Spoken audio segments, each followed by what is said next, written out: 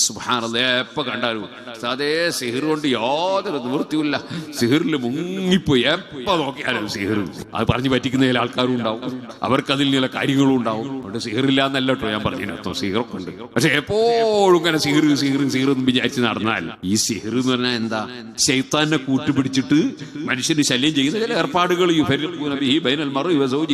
തന്നെ പറഞ്ഞില്ലേ, ഭാര്യനെയും ഭർത്താവിനൊക്കെ തെറ്റിക്കാനൊക്കെ നടത്തുന്ന ചില ശ്രമങ്ങൾ, അത് ശൈത്താന്മാരുടെ പരിപാടിയാണ്. ജനങ്ങൾക്ക് സിഹിർ പഠിപ്പിച്ചു ശൈത്താൻ.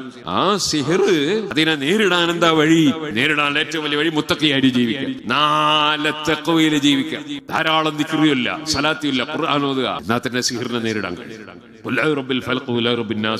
സിഹിറിനെ നേരിടാൻ വേണ്ടി തന്നെ അല്ലാഹു തആല ഇറക്കിയ സൂറത്താ. ധാരാളം ഓതുക. നേരെ മറിച്ച് ശൈത്താനെ പേടിച്ച് ഇങ്ങനെ നടന്നാലേ പിന്നെ എല്ലാതും ശല്യം തന്നെയായി. അങ്ങനെ പേടിക്കേണ്ട സാധനമല്ല ശൈത്താൻ. ധൈര്യത്തിൽ ഈമാനിനോടുകൂടെ ഹിമ്മത്തോടുകൂടെ നേരിടും.